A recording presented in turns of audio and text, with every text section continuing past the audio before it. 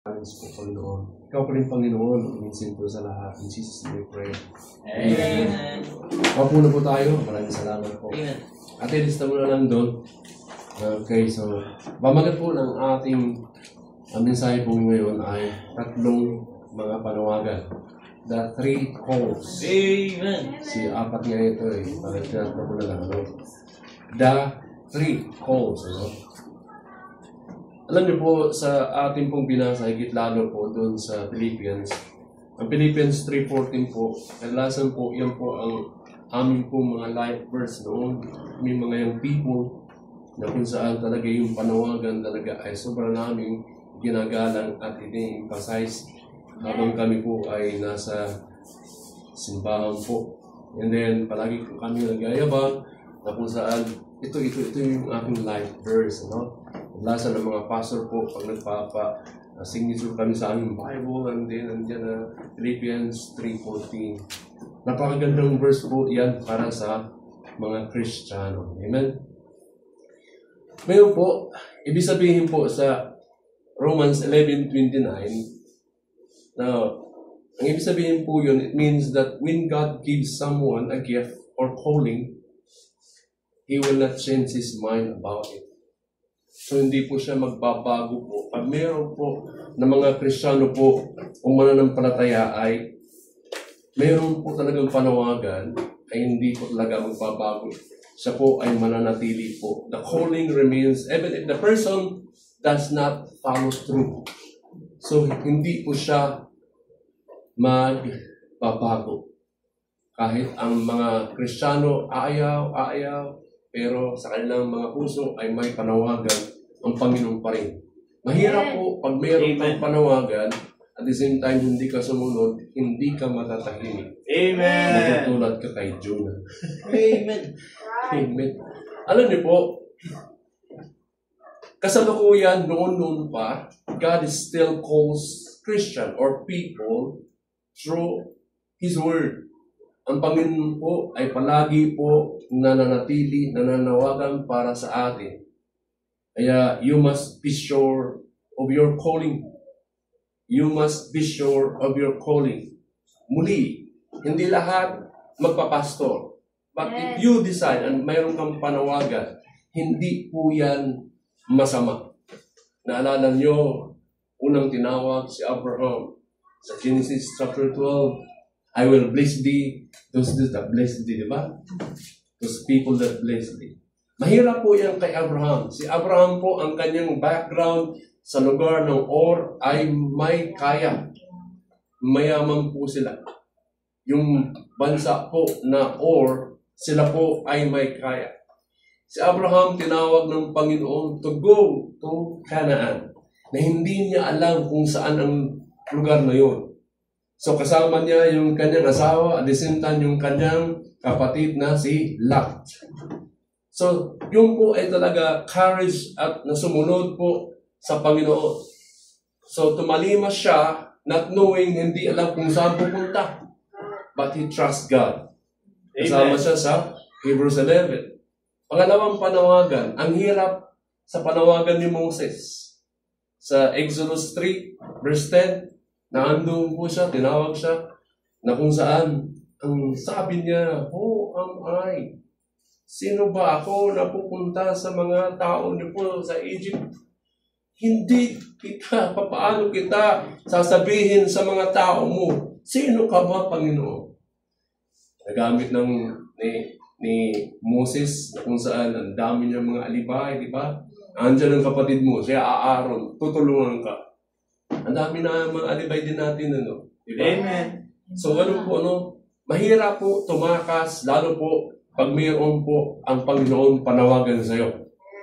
Now, calling is God's invitation to you.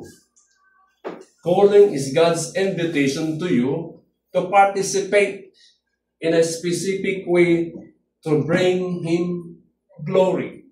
In a specific ministry, in a way to bring Him glory. Isa pong panawagan po na kung saan tayo po ay mag-participate sa ministry.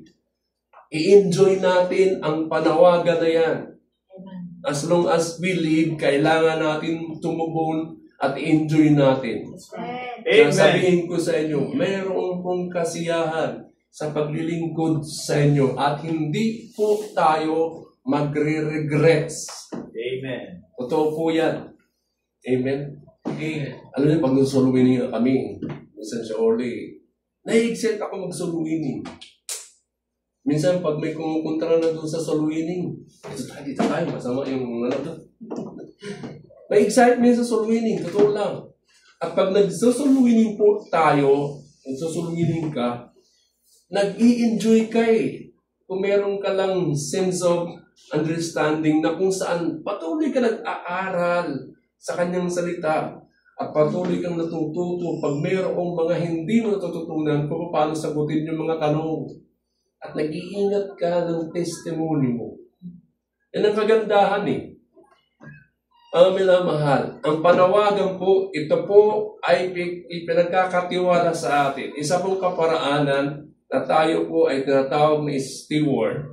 This is a steward opportunity that all of us as a Christian are entrusted with. So tayo po ay may pagkakataon na kung saan anumang mga ministry na tayo mayroong hinahawakan o anumang pwede mong iliib ka ng Panginoon, ito po ay ang nag-utos sa atin mismo ang makapangyarihang Diyos. Ayaw niyo ba yun? Siya namang source ng lahat ng mga needs. Siya namang source lahat ng mga ating kalakasan, source ng ating blessings. Di ba? Kaya minsan, tumalima tayo.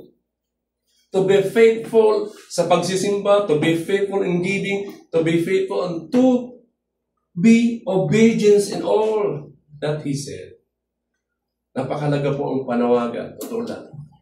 Sabi nga ni Pastor Ibintan, ang dami nang nag-graduate ng mga teachers, ang dami nang nag-graduate ng mga doctors, engineers, wala pang mga nagsusuko sa pagpapastor. Sayang!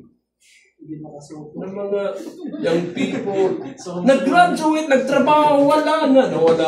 Sa kuna, hindi na makasumpo eh. Alam mo si Pastor Ansaga, dyan lang sa yung church niya sa Notre Dame. Si Buano yun. Pag nagtitipon-tipon niya kami, siya palagi tinatawag yan.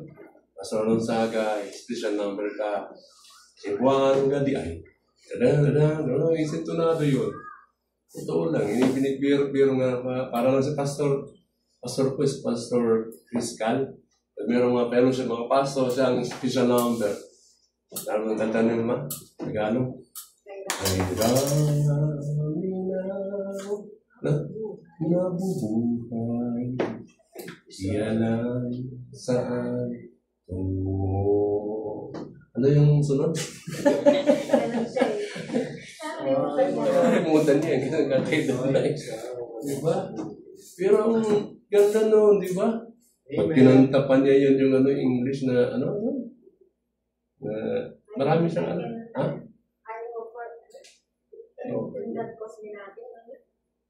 Yung isa, maganda rin yun. Amin ang alam kanta eh. Maano siya eh. Kasi siya ang kanyang boses, matalong na lang. Pag nag-special number, hindi siya dynamic. Pag nag-press nga yan eh. Doon lang sa nagiging dynamic pag galit na. Minsan nagturo na ako ng Sunday school. Kasi ako na siya eh. Medyo may sakit na siya noon. Tapos kung mag-Sunday school, pinalimon siya sa mga ako nandito lang. Sabi ko, mayroon ko kayong mga tanong. Tahimik. Sumigaw si Pastor Chris Cal. Meron kayong mga tanong? Wala magtatanong talaga doon. Nung walang sumagot. Brother John, ituro mo ulit yan sa school na yan next Sunday. Gano'n. Tahimik lahat kami. Kasi walang nagtatanong. Tapos ko, Patay pa kasi kayo. Kahit anong tanong lang. Ano naman bira. Alam mo na na-bless na yan si Pastor Vince. Si Pastor po ay malaba ng kanyang sakit. Pero yung kanyang passion to serve the Lord, naka-face mask na yan, payat na, daatin pa, susuluinin pa, oo. Ano? May sakit na, susuluinin pa. Sama ko. Minsan, nasa pulpito na, nag-preach, susuka na. Yung kanyang dedication, yung kanyang passion to love the Lord in service. Wala tayong mga ganun na mga passion sa ating buhay. Dahil nga may panawagan siya at mahal niya ang Panginoon at ang gawain. This is an opportunity. Lahat tayo kailangan tumalima po. At wala akong duda, ulitin ko sa inyo, ang blessing na sa inyo. Amen. Tatlong bagay ang panawagan. Unang panawagan po, the call to salvation. The call to salvation. Mark chapter 16, sa verse 15. Mark chapter 16, verse 15. Kasama po yan ng Matthew. Okay. Pero Mark chapter 16. Mark 16 sa verse 15 hanggang 16. Ang sabi doon?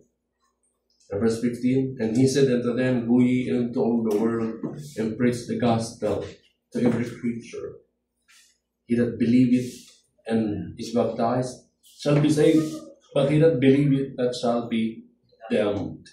The call to salvation, ano? Ang panawagang ito po ay ginawa para po sa bawat tao po sa mundong ito, ang panawagan ito, upang sila ay maligtas. Ito po ang panawagan upang sumampalataya sa Panginoon at ang kanyang anak na si Jesucristo, na tanggapin ang ginawa na dinapos ni Jesucristo sa Kalbaryo bilang kabayaran para sa kasalanan ng tao. Alam niyo po, napakalaga po ang panawagan ito para sa mga unbelievers. Kaya tayo ang may kaalaman. Tayo pong inatasan dito para mag-share. Upang ipahayag ang ating pananampalataya sa pamamagitan po ng testimony na pag-share. Pag tayo po ay nag-share ng gospel, malaman ng tao po na siya po ay ang kanyang kondisyon ay makasalanan. Dapat siya ay makilala ang kanyang sarili na siya ay makasalanan at magsisi sa kanyang kasalanan. Dahil po ay mapupunta siya sa impyerno dahil po yun ang kabayaran. Ang panawagang maligtas ay ang pinaka-importante na kailanman upang mapakinggan ng sinumang tao. Yan ang una-unang dapat malaman ng tao, yung kaligtasan. Dahil it speaks of condition ng kaluluwa ng tao ay makasalanan at pupunta ng impyerno. Bilang pastor po, ang motivation ko bakit ako nagpastor, dahil din ang mga tao that without Christ, people would go to hell. At pangalawa, yung need ng ministry sa church. Totoo lang, mahirap po ang panawagan din dahil nga dalawa ang trabaho mo bilang pastor. Mga member, at the same time, mga unbeliever. At pangatlo pa, mga lukewarm. See? Hindi naman pwedeng pabayaan natin yun. Wala na si bra, wala na si sister. Go ahead, visit them, encourage them. Ganun lang naman yun eh. Di ba? Di ba ang Jesus Christ na may 10 may sakit, pinagaling, di ba? Pinagaling ni Jesus, ang isa ay bumalik, ang siyam ay nawala. Di ba? Pero dapat tayo magkaroon ng concern po, higit lalo po sa mga unbeliever. The call to salvation and the call of the gospel is the first priority of the church also, and the first responsibility of each individual Christians. Ito po ang ating pinakaunang layunin na gawain ng church at responsibilidad ng mga member ng church to invite people to know Christ as their Lord and personal Savior upang makakilala sila. Katulad din tayo na nakakilala sa pamamagitan po na may nag-share sa iyo, nag-invite sa atin, di ba? So tayo po ay may responsibilidad. Hindi pa tayo nagpapasalamat doon. Inuulit-ulit ko, yung pastor na nag-share sa akin, nakikita pa kami doon. May negosyo na silang sibuyas at saka, ano bang sibuyas at saka yung, ang tawag yun, maanghang, ang ano, luya. So, meron silang tindahan doon sa palengke, madaming luya, kaya nakakalibla ako. Kasi pwede di ba? So, andun sa ng negosyo. Sige, pastor, dito na ako magtatrabaho. Ayoko lang mo sa naing kasi maganda, may kita rito, tiyak pa. Tricycle pa. Pastor Aray, pwede na naman ito, mamasada na lang. Di ba? Pagkatandaan natin, ang panawagan po sa salvation at ang panawagan ng gospel is the first priority of the church. Tayo po kumilos. Huwag na huwag tayo pong manghihina po upang mag-soul-winning. Ba naalala nyo?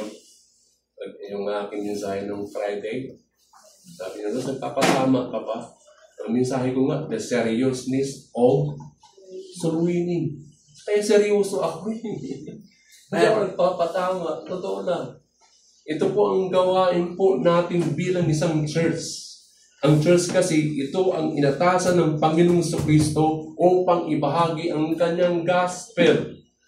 Sinasabi ko nga sa inyo ulit ko, kung walang hahayo po sa church, sarado na natin pintuan. Umuwi na tayo sa bahay. Kasi hindi tayo pagpapalain ng Panginoon. Naniniwala ako at walang duda po ng church, pagpapalain din kung saan ang church po ay soul winner. Pakatandaan niyo po. Kaya kung tayo po manghihina at wala nang hahayo, nakakalungkot ang simbahang ito. Kasi isa din yan heartbeat ng church. Dalawang heartbeat natin. Yung prayer, heartbeat yan sa Panginoon. Yung soul winning, heartbeat yan ng church. Di ba? Di ba yung kanta? Ano yung kanta? The heartbeat of our mission. Diba? Tama na Alimutan ko na. Yung the mission na kanta. Is the heartbeat of our mission. Ang heartbeat po ng church, mission. Kailangan natin humayo. Kasi ito yung panawagan, the Great Commission. Go, sabi ng Panginoon, into all the world and preach the gospel to every creature. Sino po ang hahayo nun? Sino ang hahayo na? Sino ang go-go? Ikaw na. Wala nang paano-ano pa, pakimik-kimi. Maging totoo na tayo. Go na nga eh. Huwag na tayo mag-neutral. Go na siya eh. Dahil may basbas na ng Panginoon. Ang mga tao po, yan tinatawag na anihan. Aanihin na lang natin. Sino mag-aani? Mga hinog na sila eh. Di ba? Kaya nga, maraming aanihin. Wala namang manggagawa. Kaya sabi ng Panginoon, pray the Lord of the harvest, the Lord send laborers. Manggagawa ang kailangan natin sa church. Kaya tayo magtulungan po upang makakilala ng tao. At tayo po dito magpalain sa syudad. Na ang lugar dito po ay kumikilos ang Pilgrim Bible Baptist Church na dapat maging lighthouse. Pag sinabing lighthouse, na andun yun sa tabi ng dagat. Lighthouse yan eh. Kapag mayroong mga barko na hindi taga doon sa Pilipinas natin, China, di ba? Nag-iilaw-ilaw yan yung lighthouse. Liwanag siya eh. At ang church na ito ang lighthouse. Nagliliwanag tayo eh. Kaya nga, magtulungan tayo. Isang araw lang naman eh. Saturday. Kaya sa ulit, pag libre ng Huwebes, sama siya. Pag libre si Junjun, sama siya. Isa nagpapalitan. Isa ng dalawa. Tara, Jun. Junjun, ayun. Jun, bigay ka. Doon tayo, pastor.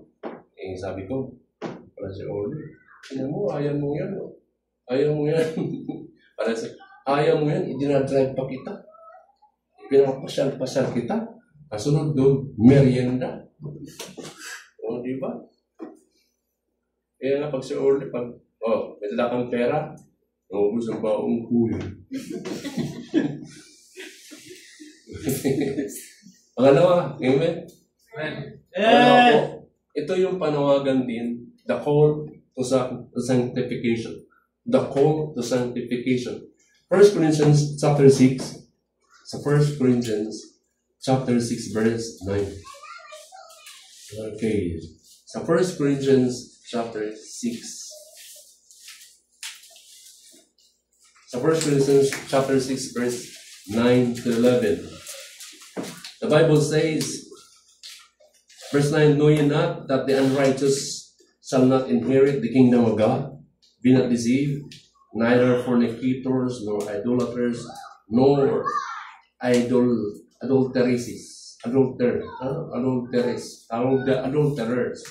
nor effeminate. Ang salita pong effeminate, ito po medyo ang salitang babayo dito. Andiyan ang salita. Effeminate, nor abusers of themselves with mankind, nor thieves, nor covetous, nor drunkards, nor revilers, nor extortioners shall inherit the kingdom of God. Lahat ng na-mention dyan, kulang pa nga yan eh, hindi po pamamanahan ng kaharian ng Diyos sa langit. Wala silang parte doon. Kaya dapat wala tayo dyan na eh. Amen? Now, sa verse 10, sa verse 11, and such were some of you. Tingnan nyo. Sabi ni Pablo, kayo mga taga-Korinto, ilan sa inyo meron dito gumagawa niyan? Sabi niya, and such were some. Ilan sa inyo meron gumagawa dito? But ye are washed.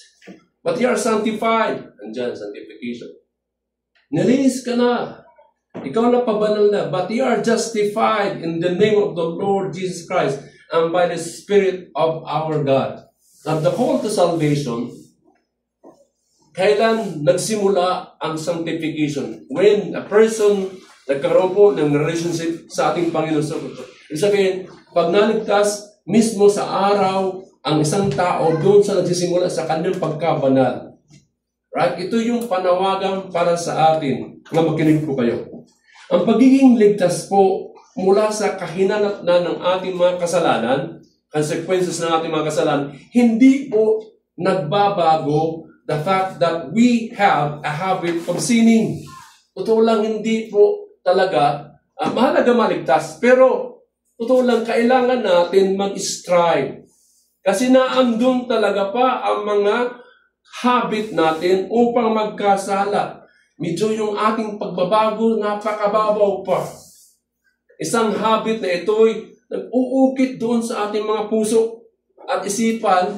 At hindi lang sa puso at isipan, naandun pa talaga yung ating lifestyle. Tama ba ako? Amen? Now, ang pagiging isang ligtas po mula sa impyerno, it doesn't change our character also or habits. Amen. Now, paano tayo magiging banal? Ang banal na espiritu po, tutulungan niya tayo upang po sumunod po na alinsunod sa kalooban ng Panginoon. The Holy Spirit tutulungan tayo upang magbago yung ating mga ugali at ang mga habitual natin na hindi na maiwan-iwan. The indwelling of the presence of the Holy Spirit, doon po magsisimula ang panawagan to live a holy and a pure life, that is sanctification. Meron na tayong Holy Spirit at kaya na natin mamuhay ng isang banal. Sanctification is the call to leave the habits, sins, attitude of the world. Kailangan natin to sift apart. Humiwalay na tayo doon. Sanctification, ito po ang panawagan upang iwanan na ang mga, mga sins, attitude o mga libangan na hindi nakakalugod sa Panginoon sa sanlibutan. Kaya tayo lumalago pag mayroong sanctification. Growing spiritual maturity or sanctification is full of conflict.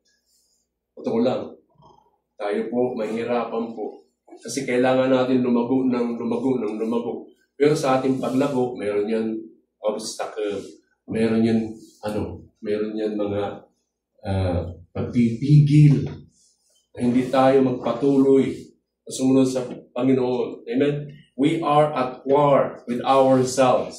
Tayo ay nakikipaggera, nag-i-struggle sa ating sarili. Yung ating laman, nais maglingkod saan? Ng sarili. At ang diablo, kailangan tigilan natin yung laman natin, yung desire, upang maglingkod lang sa kanyang para sarili at saka sa diablo. Habang ang ating puso naman naglulong para sa paglingkod sa Panginoon. Ito yung laman at ang ating sarili, ayaw ng ating puso, nagdi-desire upang maglingkod sa Panginoon. We engage in a spiritual warfare. And we will continue till we get to heaven. So tayo po ay nagkikipaggera. Engage tayo po sa pagkikipaggera. At dapat tayo magpatuloy hanggat tayo mamatay na makauwi sa langit. Ganun lang kasimple, pero there is a conflict when we serve God.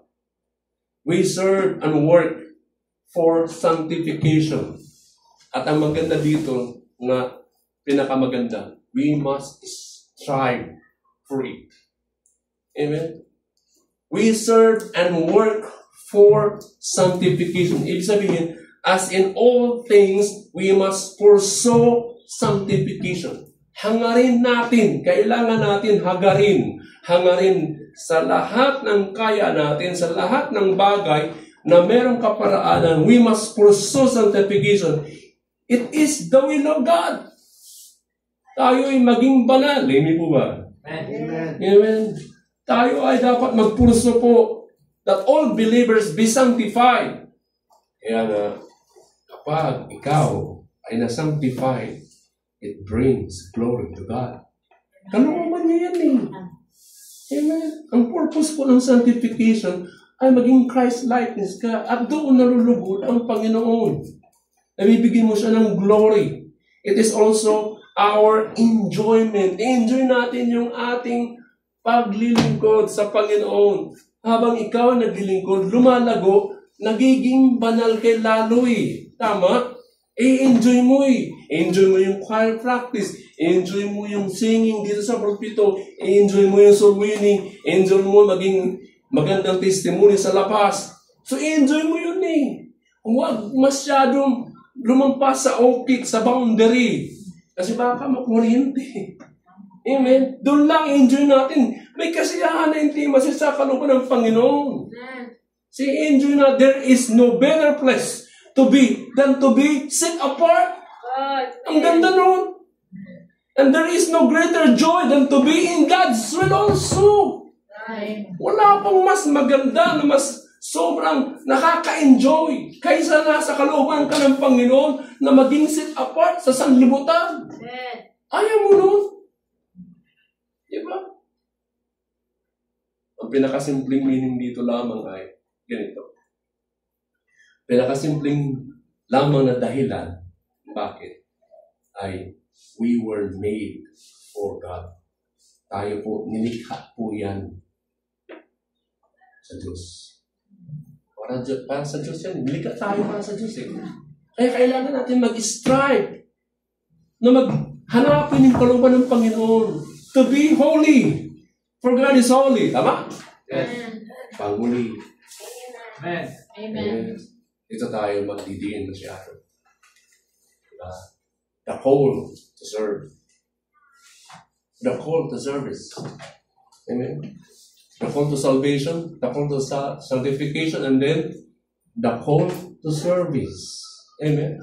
Alam nyo, yung panawagan, Philippians, balikan niya natin yung 3:14. I press toward the mark for the prize of the high calling of God in Christ Jesus.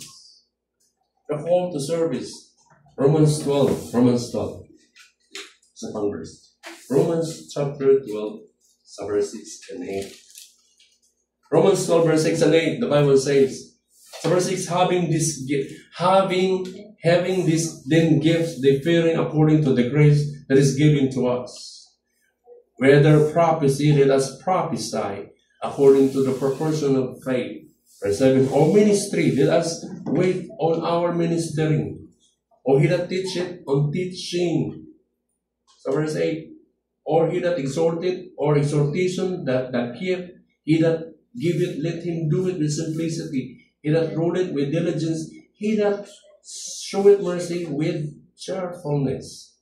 Alam niyo po, pakatandaan natin palagi, we have been saved in order to serve. Yun lang ang dahilan kung bakit tayo naligtas Tayo po ay naligtas upang maglingkod. Kaya kung hindi ka naglilingkod, ang pananambahan, way of thanksgiving, worship sa Panginoon Hindi ka pa naglilingkod doon. Wala ka pa doon. Ang ginawa sa atin ay mayroong maling ideya patungkol po sa paglilingkod. Hindi tayo naglilingkod sa Panginoon in order na tayo maligtas ang ating sarili. Yun na po ang bunga ng ating pong pagkaligtas.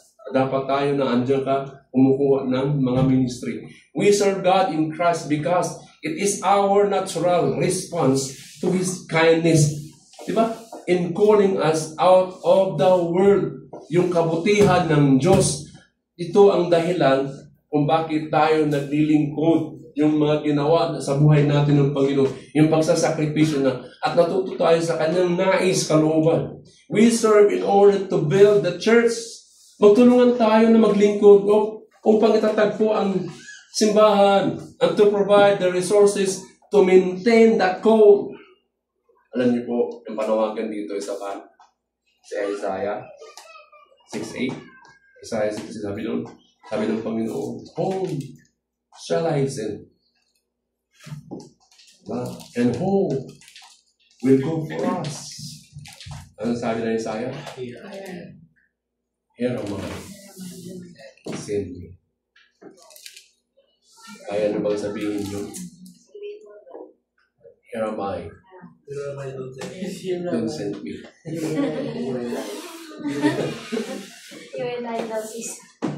Alam niyo po, ang panawagan po upang maglingkod sa Diyos. Ang panawagan po upang maglingkod sa Panginoon, talaga, sobra, na kinakilala ito, sobra, extremely important sa ating pong pananampalataya. Sobra siyang napaka-extreme. Gaya ito ng pinapahiwatig, ito po yung ating personal responsibility to respond that whole. Amen? Ito po ay personal responsibility to actively participate in God's work. Maging participate tayo sa gawain ng Panginoon. Kailangan natin magkaroon ng a deeper understanding of our relationship sa Panginoon. Kaya nga, grow deeper. Laliman nyo ba ang inyong pagkakaroon ng relationship sa Panginoon? At sa mga pagkakataon, nagbibigay ito ng pagpapala, hindi lang sa iyo, kundi sa iba din. Nagpe-bless sila sa buhay niyo po It is seen as a way to fulfill one's purpose in life. Ito po makikita natin kaparaanan na tutupad mo sa katuparan po ang isang tao na naglilingkod sa Panginoon ay panawagan siya kung anong layunin natin sa buhay dito sa lupa. See? Kaya nga, sa pagsagot, sino bang sasagot yan? Sa pagtanong, sa pagtugon, sa pagsagot po sa panawagan na ito, people find a sense of purpose and direction in their lives. Meron palang purpose at saka direction sa buhay. Pag wala ka sa Panginoon, nandun ka sa, di ba? Di ba nung sinakay ko si Peter, yung jowa ng adik ko, sa pangka. Hindi naman malakas ang agos sa ilo. Experience na yun sa makay ng bangkay. Di ganun lang tukod siya. Saka kami ng agos. Papunta kami sa hindi tama nga daungan. Ganun kami, nahihirapan na yung drive sa amin. Sabi ni Peter, we're floating away. Oh yes, we're floating away kung saan na lang. Doon na lang mo kami, para tayong mga Kristiyano, floating away. Hindi na napunta sa dapat puntahan ng bangka ngayon eh. Katawa nga yung kapatid ni Igay na babae. Sabi niya, we're floating away! Sabi ko, hayaan mo na. Diretso mo nandun sa pangpang. See? Ganun tayo eh. Kaya tumugon tayo. Huwag tayong matakot. To be faithful in serving the Lord. Kailangan ng church. Kailangan na natin dito sa ministry. Natutuwa bilang pastor yun na kayo nagpapatuloy na bilingkod sa Panginoon. Amen. Kaya nga walang iwanan sa paglilingkod sa Panginoon. And serving God is seen as an act of love and devotion, demonstrating God gratitude for the blessings we and you receive. Ito po ang isang paggawa natin ng pag-ibig na ipinapakita natin na pagpapasalamat sa mga pagpapala na tanggap natin, especially salvation, especially yung pagbabago ng ating ugali, especially nakakilala ka sa Panginoon, na itama yung paniniwala mo sa lahat ng maraming kapaniwalaan, na itama ka sa tamang doktrina. Di ba ka natutuwa nun? Amen? Nakakilala ka sa Panginoon, naghahanap ka nawa sana na makilala na Kristiyano din na maging lifetime partner mo. Diba? Na kahit ayaw mo, sige lang. Diba? Kaya nga minsan, mag-pray muna. Diba? Wait on the Lord, I say, wait. Mayroon pa pag-aantay. Ako nag-aantay sa inyo na mayroong tutugon na mananatili sa gawain ng Panginoon. Hindi ba alam no? Katuwaan ng mga pastor, naalagaan, di ba? Naalagaan mo, nasave mo, naalagaan mo. Ang ganda, nanatili pa. Di ba pag nakawin tayo ng kaluluwa, at nabautismo ha, nagpamember, di ba nanatili pa, nagamit na dito? Pag-pray tayo. Nagpastor pa. Ang ganda niya. Sino kaya yun? Amen? Lahat ng mga nangyayari, minsan ako nagtatakay. Pero, God is good pa rin eh. Kahit ang mga tulungan na natin, minsan layo na. Pero God is good pa rin. May purpose sa mga bagay. Minsan hindi lang natin nakikita sa likod ng makulap ng mga panahon. Pero may layunin pa rin ng Panginoon. Beyond that, yung ulap na yun. Kaya, Panginoon pa rin. Nawa, hukumin sa mga buhay natin. Alam niyo po, yung sanctification, yung paglilingkod sa Panginoon, kasama doon yung the call to suffering. Kung saan ang pangakulit ko. Hindi po nawawala ang suffering. Kasi yung po ay equal kung saan tayo naniwala kayo sa Kristo, kasama po ang suffering.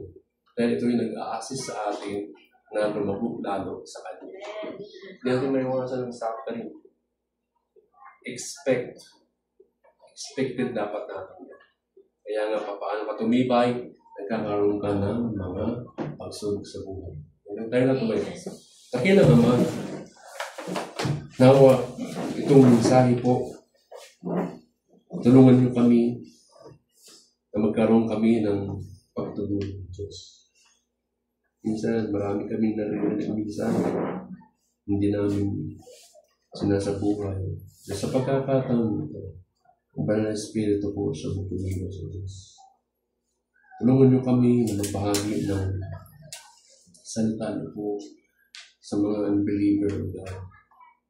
Magkaroon kami ng charisma sa God. Hindi kami magkaroon ng mga alibay.